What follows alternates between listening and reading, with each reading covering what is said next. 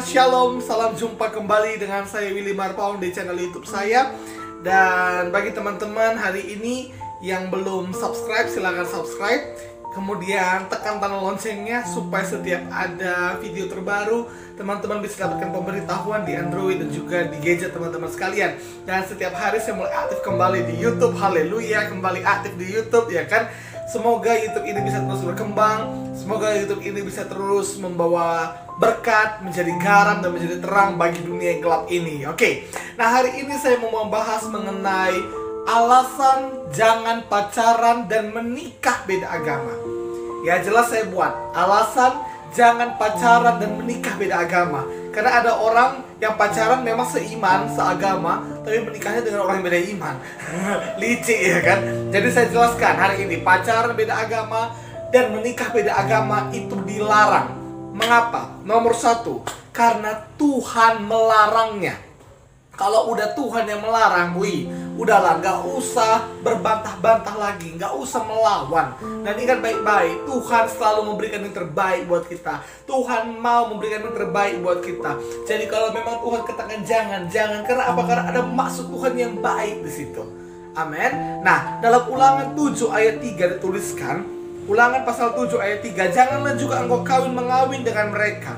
Anakmu perempuan janganlah kau berikan kepada anak-anak laki-laki mereka, ataupun anak perempuan mereka jangan kau ambil bagi anakmu laki-laki. Jadi Tuhan di sini langsung mengatakan bahwa jangan mengawinkan anak dengan orang asing ya. Maksudnya di sini anak terhadap sikap terhadap penduduk Kanaan, orang Israel terhadap penduduk Kanaan. Mengapa? Karena orang Kanaan itu menyembah kepada dewa-dewa, kepada berhala-berhala ya kan. Di sini bukan yang dimaksud bukan pacaran atau pernikahan beda suku, tapi beda agama, beda imannya. Ya, ini pernikahan beda iman dan Tuhan langsung melarangnya. Jangan. Ya kan? Kita nggak bisa bilang apa-apa lagi coba kalau udah Tuhan yang melarangnya. Kenapa Tuhan larang? Tanya Tuhan. Oke, kenapa Tuhan melarangnya? Ayat 4 kita baca. Ya, karena ini alasan yang kedua juga. Karena itu akan membuat kita keluar dari jalan Tuhan. Ini Tuhan loh yang bilang. Yuk kita baca Ulangan 7 ayat 4. Sebab mereka akan membuat anakmu laki-laki menyimpang daripadaku, sehingga mereka beribadah kepada Allah lain. Maka murka Tuhan akan bangkit terhadap kamu dan Ia akan memunahkan engkau dengan segera. Jangan sampai kau dipunahkan oleh Tuhan. Jangan sampai kau dihukum oleh Tuhan. Jangan sampai ada malapetaka dulu baru kau sadar. Tapi sebelum datang itu semuanya, hari ini engkau yang pacaran beda agama, sebelum menikah, sebelum terlambat, putuskanlah. Amin. Dan karena masih banyak jomblo Kristen, dengar itu baik-baik, masih banyak jomblo Kristen. Masih banyak jomblo Kristen. Kenapa kau harus dengan yang beda agama coba ya kan? Masih banyak jomblo Kristen. Nah, jadi alasan kedua, karena itu akan membuat kita keluar dari jalan Tuhan. Dan kita sudah tahu bahwa di dalam Yesus saja ada keselamatan. Di dalam Yesus saja ada kepastian masuk surga. Dan kalau kita keluar dari jalan Tuhan, tentu kita pasti masuk neraka. Jelas ya? Jadi kenapa Tuhan melarangmu untuk menikah beda agama atau pacaran beda agama, pacaran beda iman, menikah beda iman? Karena apa? Karena ada maksud Tuhan yang baik di situ. Daripada engkau yang ke neraka nanti. Karena Tuhan mengasihimu, maka Tuhan melarangmu untuk menikah atau pacaran beda agama. Oke? Nah, kemudian yang ketiga, karena akan muncul masalah-masalah dalam hubungan itu. Akan muncul masalah-masalah dalam hubungan itu. Mengapa demikian? Mari kita baca 2 Korintus 6 ayat yang ke-14. Di mana dikatakan di sini bahwa terang dan gelap tidak bisa bersatu. Ya, 2 Korintus 6 ayat yang ke-14. Janganlah kamu merupakan pasangan yang tidak seimbang dengan orang-orang yang tak percaya. Sebab persamaan apakah terdapat antara kebenaran dan kedurhakaan? Atau bagaimanakah terang dapat bersatu dengan gelap? Jadi terang dengan gelap tidak bisa bersatu. Ya, tapi kan saya akan injili dia, saya pacaran sama dia, tapi saya injili kok dia. Kau mau pacaran atau mau menginjil?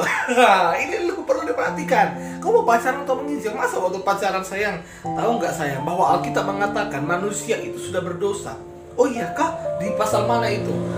Di Roma 3 ayat 23 ya kan? Lalu katanya, betulnya Alkitab. Betul, itu Alkitab itu firman Allah. Aku nggak percaya Alkitab itu firman Allah, katanya. Ya udah. Mau pacaran tuh menginjil, pacaran. Ya, jangan mengerjakan dua hal yang nggak mungkin itu dalam satu waktu.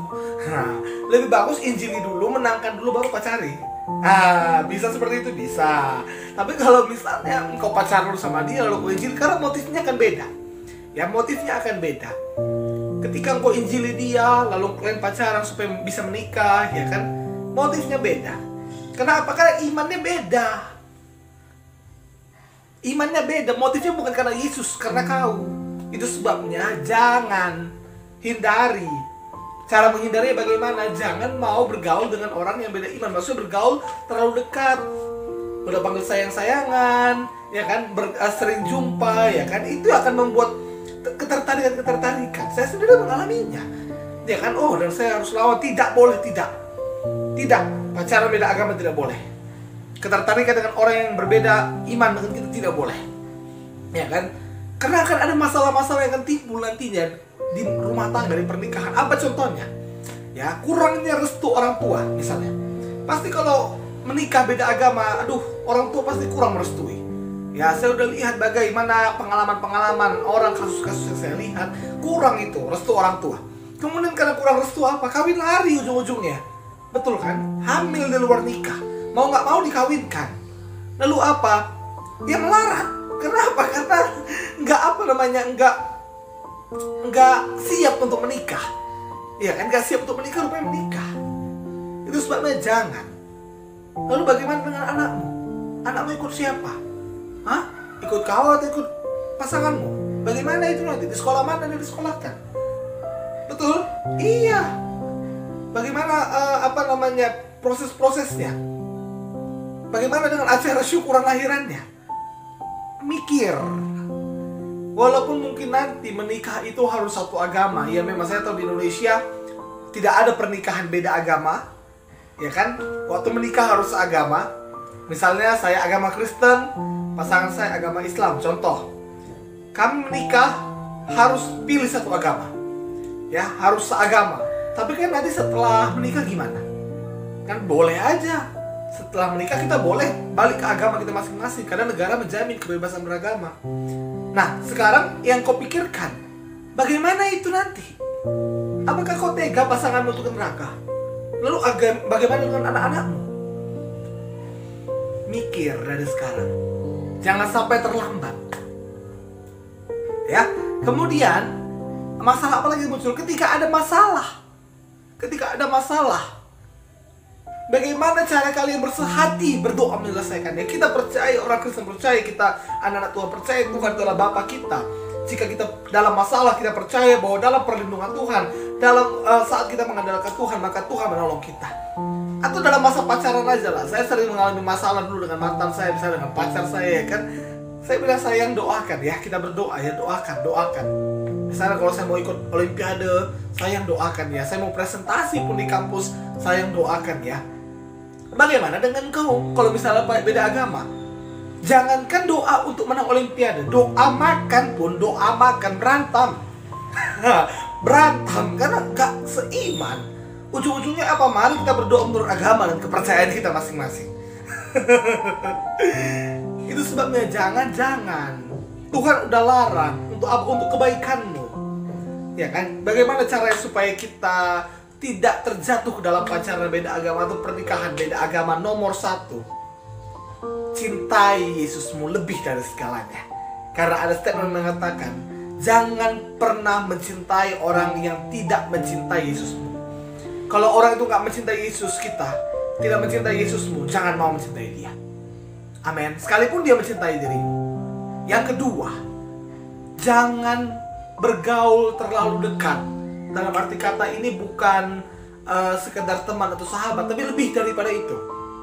Ya, TTM misalnya, teman tapi mesra. Ini yang ujung-ujungnya bisa jadi pacaran beda agama. Yang ketiga, perbanyak pergaulan kita itu dengan orang-orang yang seiman dengan kita, misalnya di komunitas rohani, di pelayanan, ya kan, dan juga di sosial media, karena banyak juga orang yang ketemu di sosial media, kemudian berjumpa dan juga menikah jadinya. Jadi batasi itu, ya, jangan main-main dengan dosa, Jangan main-main dengan setan, hanyut kau nanti.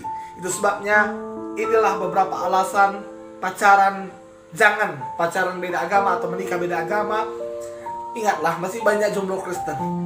Kalau engkau menikah beda agama, kalau engkau pacaran beda agama, apalagi kau tinggalkan imanmu, wow, artinya engkau lebih memilih dia daripada sorga. Engkau rela masuk neraka demi dia. Engkau orang bodoh namanya. Itu sebabnya hari ini jangan bodoh. Buka matamu, buka pikiranmu. Engkau yang menikah atau yang pacaran beda agama, putuskan. Lalu bagaimana kalau misalnya sudah terlanjur menikah beda agama? Saya akan bahas mungkin dalam video-video saya berikutnya. Tetapi yang mau saya sampaikan, menangkan dia. Doakan dia, bukan bercerai, tidak bercerai. Doakan dia, menangkan dia. Tunjukkan karakter-karakter yang baik. Amin. Saya berharap video ini bisa memberkati teman-teman sekalian. Jangan pacaran beda agama, oke? Sampai jumpa di video berikutnya. Tuhan Yesus memberkati kita semua.